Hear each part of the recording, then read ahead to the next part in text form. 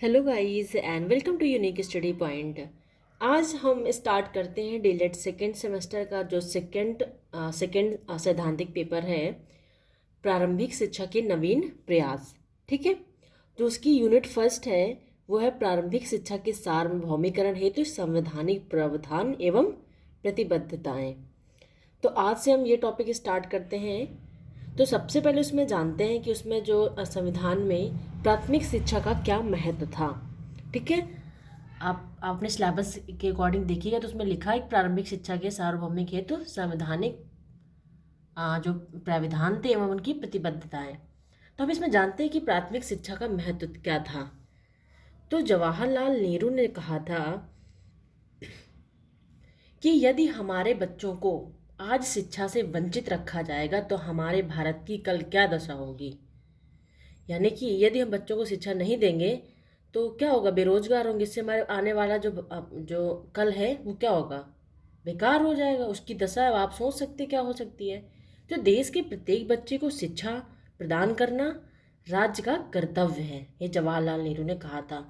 और उन्होंने कहा कि मैं यह भी कहना चाहूँगा कि देश के प्रत्येक बच्चे को क्या निःशुल्क शिक्षा प्रदान करना क्या है, राज्य का कर्तव्य है। इसलिए राज्य के हर एक बच्चे को निःशुल्क शिक्षा प्राप्त की जाए। ठीक, अब जानते हैं संविधान में शिक्षा कि संविधान में शिक्षा को कहाँ मेंशन किया गया है। ठीक है, तो राज्य इस संविधान के लागू किए जाने के समय से 10 वर्ष के अंदर ही क्या सब बच्चों के लिए, जब तक वे 14 वर्ष की आयु पूर्ण नहीं कर लेंगे, उनको निःशुल्क एवं अनिवार्य शिक्षा प्रदान करने की चेष्टा करेगा। यानी कि संविधान में मेंशन किया गया है कि जब तक बच्चे 14 वर्ष की आयु कंप्लीट नहीं कर लेते हैं तब तक उनको क्या निःशुल्क एवं अनिवार्य शिक्षा दी जाएगी, और ये संविधान लिखितबद्ध करता है। ठीक है, सन 1976 से पूर्व शिक्षा पूर्ण रूप से राज्यों का उत्तरदायित्व था। संविधान द्वारा 1976 में किए गए संशोधन से शिक्षा को क्या राज्य सूची से हटा करके समवर्ती सूची में डाला गया।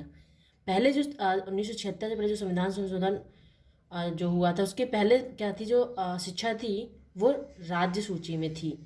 लेकिन संविधान संशोधन हुआ तो उसमें क्या हुआ, शिक्षा को राज्य सूची से हटा करके समवर्ती सूची में डाला गया। तो अब जानते समवर्ती सूची क्या है। तो यानी कि इस सूची में जो विषय होते हैं, चाहे वो केंद्र की हो चाहे राज्य, दोनों सरकार की नीति एवं कानून बनाने का अधिकार होता है। ठीक है, ये समवर्ती सूची है। यानी कि केंद्र सरकार के जो विषय हैं उन पे वो कानून बना सकती है, और राज्य सरकार, दोनों सरकारें मिलकर के कानून बना सकती हैं। अब जानते हैं भारतीय संविधान में महत्वपूर्ण अनुच्छेद। तो भारतीय संविधान में जो महत्वपूर्ण अनुच्छेद थे वो कौन कौन से, जो शिक्षा से रिलेटेड है। ठीक है, तो संविधान के 86वें संविधान संशोधन में जो अधिनियम 2002 द्वारा अनुच्छेद 21 के अंतर्गत एक नया अनुच्छेद 21 का जोड़कर बच्चों के निःशुल्क तथा अनिवार्य शिक्षा प्रदान करना मौलिक अधिकार में सम्मिलित हो गया। ठीक, इस अधिकार को प्रभावी बनाने के लिए संसद ने 4 अगस्त 2009 को बच्चों को निःशुल्क और अनिवार्य बाल शिक्षा का अधिकार अधिनियम 2000 पारित हो गया। यानी कि बच्चों के लिए निःशुल्क एवं अनिवार्य शिक्षा का अधिनियम 2009 में पारित कर दिया गया। ठीक, अब जानते हैं अनुच्छेद 28 फर्स्ट में क्या है, यानी कि 28(1) में। ठीक है, राज्य द्वारा पूर्णतः पोषित किसी शिक्षा संस्था में धार्मिक शिक्षा नहीं दी जाएगी। अनुच्छेद 28 में कहा गया है कि जो राज्य पोषित जो विद्यालय होते हैं या संस्थाएं होती हैं उनमें कोई भी व्यक्ति अपने धर्म से रिलेटेड कोई शिक्षा नहीं देगा। ठीक है, इसके बाद बात करते हैं अनुच्छेद 29 फर्स्ट में क्या है। इसमें कहा गया 29 फर्स्ट में कि भारत के राज्य क्षेत्र अथवा उसके किसी भाग के निवासियों के किसी भी भाग को अपनी विशेष भाषा, लिपि या संस्कृति बनाए रखने का अधिकार होगा। इसमें इसका मतलब ये कि भारत का चाहे कोई भी राज्य हो या कोई भी भाग हो, जो वहाँ के निवासी हैं वो अपने विभाग के अनुसार अपनी भाषा और लिपि को या अपनी संस्कृति को बनाए रखने का अधिकार उनमें है। वो नहीं कि जब वहाँ शिक्षा ले रहे हैं तो इसका मतलब ये नहीं कि आप वहाँ के अकॉर्डिंग अपनी आप संस्कृति और भाषा लिपि को आप भूल जाएं। आपको अपनी भाषा लिपि एवं संस्कृति को बनाए रखने का आपके पास अधिकार रहेगा। ठीक है, अब 29 सेकंड में जानते हैं इसमें क्या है।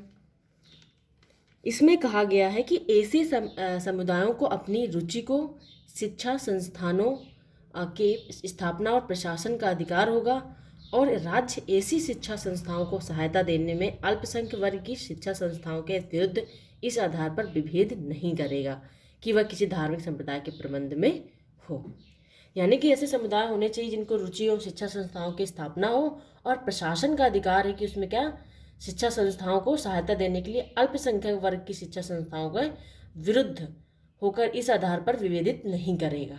ठीक है, अब जानते हैं अनुच्छेद 46 में क्या है। इसमें कहा गया है कि राज्य निर्बल वर्ग विशेषता जो होते हैं अनुसूचित जातियों के लिए शिक्षा संबंधी हितों में उन्नति करेगा। यानी राज्य सरकार जो है, जो निर्बल वर्ग की जो होते हैं, जो अनुसूचित जातियों के लिए क्या, शिक्षा के लिए क्या, उनके हित में कार्य करेगा, और सामाजिक अन्याय तथा सभी प्रकार के शोषण में उनका संरक्षण करेगा। यानी उनके साथ जो असामाजिक भेदभाव होता है, यानी कि वो अनुसूचित जाति में आते हैं तो उनको कोई छूता नहीं, उनके साथ जो भेद किया जाता है, छुआछूत का जो कहते नहीं, तो ये सारे उनका निषेध करेगा राज्य सरकार, और उनका शोषण जो होता है उसके विरुद्ध आवाज़ उठाएंगे, उनका साथ देंगे, यानी उनका संरक्षण करेंगे। ठीक है, तो आज इस वीडियो में आपको मैं इतना ही बताऊंगी।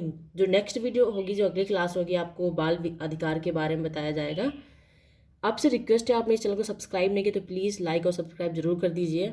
Thank you so much for watching this video. Thank you so much.